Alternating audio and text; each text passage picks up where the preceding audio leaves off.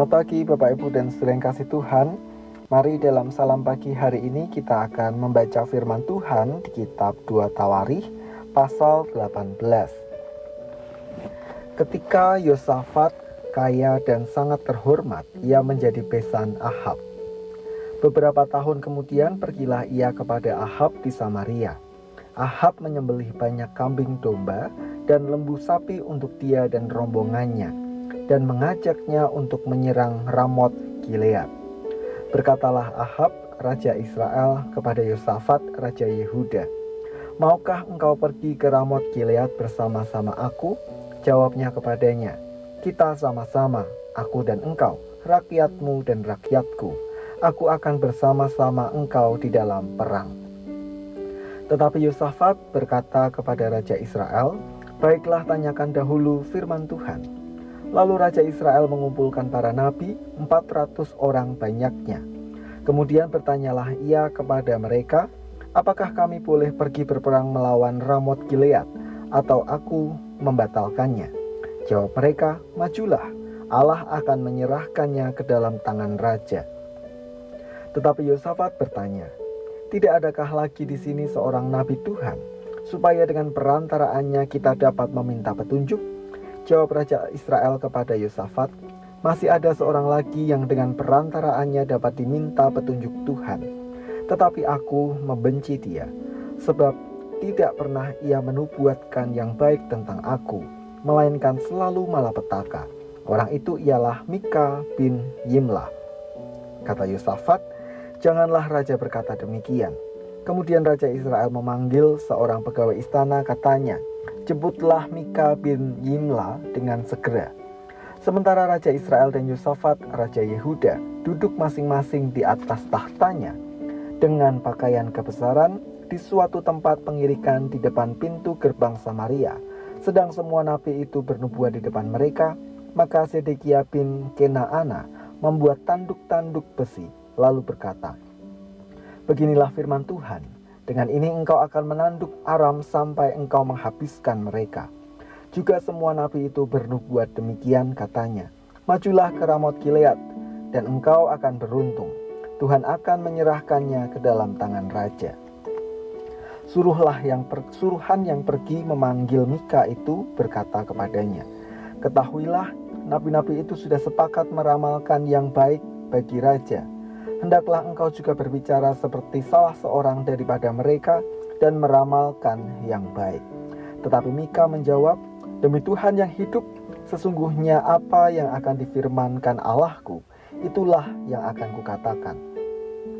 Setelah ia sampai kepada raja, bertanyalah raja kepadanya, "Mika, apakah kami boleh pergi berperang melawan Ramot Gilead, atau aku membatalkannya?"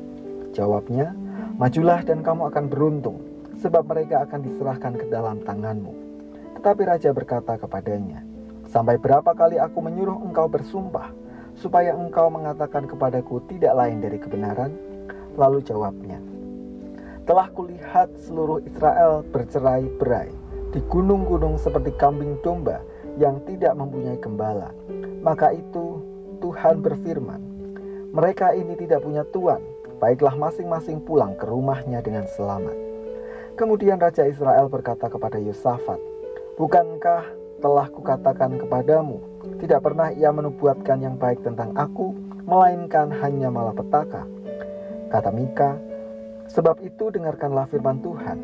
Aku telah melihat Tuhan sedang duduk di atas tahtanya, dan segenap tentara surga berdiri di sebelah kanannya dan di sebelah kirinya. Dan Tuhan berfirman, siapakah yang akan membujuk Ahab, Raja Israel, untuk maju berperang supaya ia tewas di Ramot Gilead?" Maka yang seorang berkata begini, yang lain berkata begitu. Kemudian tampillah suatu roh, lalu berdiri di hadapan Tuhan. Ia berkata, "Aku ini akan membujuknya." Tuhan bertanya kepadanya, "Dengan apa?" Jawabnya, "Aku akan keluar dan menjadi roh dusta dalam mulut semua nabinya." Ia berfirman, "Biarlah engkau membujuknya dan engkau akan berhasil pula. Keluarlah dan perbuatlah demikian. Karena itu sesungguhnya Tuhan telah menaruh roh dusta ke dalam mulut nabi-nabimu ini, sebab Tuhan telah menetapkan untuk menimpakan malapetaka kepadamu." Sesudah itu tampillah Zedekiah bin Kenaana, ditamparnyalah pipi Mika serta berkata, "Bagaimana mungkin roh Tuhan pindah daripadaku untuk berbicara kepadamu?"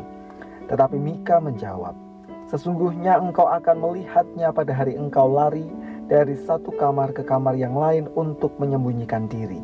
Berkatalah Raja Israel, "Tangkaplah Mika, bawa dia kembali kepada Amon, penguasa kota, dan kepada Yoas anak raja, dan katakan, beginilah titah raja, masukkan orang ini ke dalam penjara, dan beri dia makan roti dan minum air serba sedikit, sampai aku pulang dengan selamat."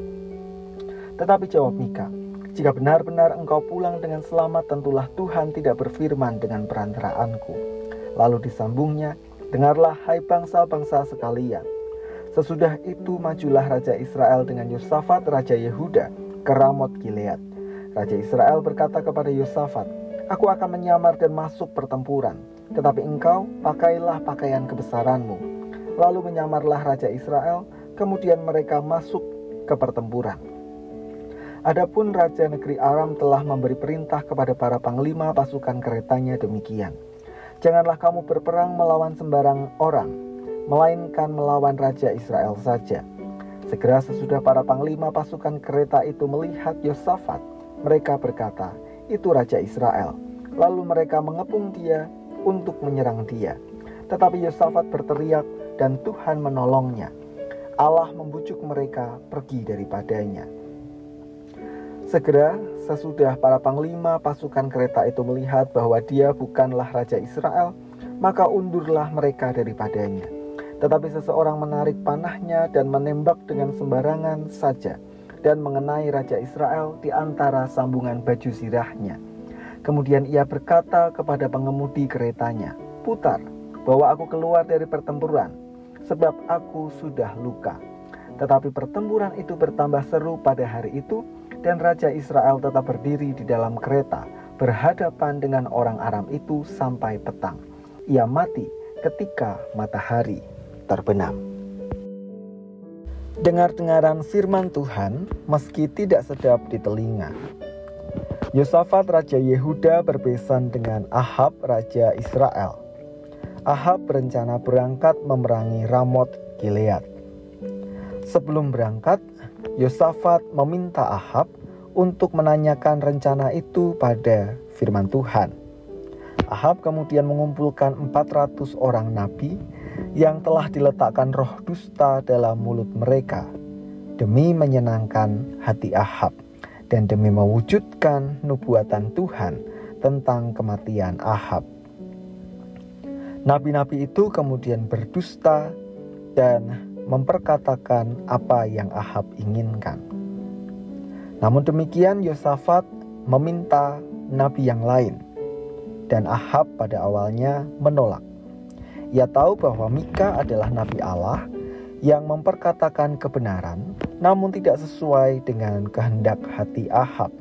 Bahkan Ahab seringkali menilai nubuatan yang disampaikan melalui Mika adalah selalu soal kecelakaan bagi dirinya. Hal itu sempat memunculkan perseteruan antara Mika dengan Raja Ahab, bahkan seorang nabi bernama Zedekiah. Namun Mika yang berkata benar sesuai firman Tuhan tetap teguh dengan perkataannya. Maka genaplah firman Tuhan bahwa Ahab mati dalam peperangan itu karena ia melawan perintah Tuhan. Sedangkan Yosafat ketika dia berseru kepada Tuhan, ia dibebaskan dari malapetaka. Saudara yang kasih Tuhan, dari sini kita belajar dua hal. Dari pihak Ahab, kadang kita terlalu ingin mendengarkan perkataan yang menyenangkan telinga kita, sampai-sampai menolak untuk mendengarkan perkataan yang benar, sekalipun kurang menyenangkan di telinga kita. Meskipun perkataan itu bersumber pada firman Tuhan maupun hikmat nasihat yang baik dan benar. Bahkan kita kadang memilih untuk mengerjakan apa yang kita kehendaki, padahal jelas-jelas firman Tuhan melarangnya. Akibatnya seperti Ahab, kita harus menanggung dampaknya. Lalu di sisi Mika, Memperkatakan kebenaran bukan berarti selalu diterima dengan lapang dada. Ada penolakan, bahkan konsekuensi. Namun demikian, kebenaran tetap harus diperkatakan, tanpa ditutup-tutupi atau demi menyenangkan telinga orang lain saja. Maka mari kita belajar untuk berani ambil resiko demi memperkatakan kebenaran, terlebih jika itu adalah firman Tuhan. Mari kita berdoa. Terima kasih Tuhan untuk firman yang kami renungkan pada pagi hari ini. Tolong kami agar kami menjadi pribadi yang mau dengar-dengaran pada kebenaran yang bersumber pada firman-Mu. Demikian pula kami ketika kami harus memperkatakan kebenaran, sekalipun ada resiko yang harus kami tanggung, kiranya Tuhan menolong kami untuk berani mengerjakannya. Kami menyerahkan aktivitas kami sepanjang hari ini, kiranya Tuhan memberkati kami dalam karya, studi, dan apapun yang kami jalani. Di dalam nama Tuhan kami Yesus Kristus, kami berdoa. Amin.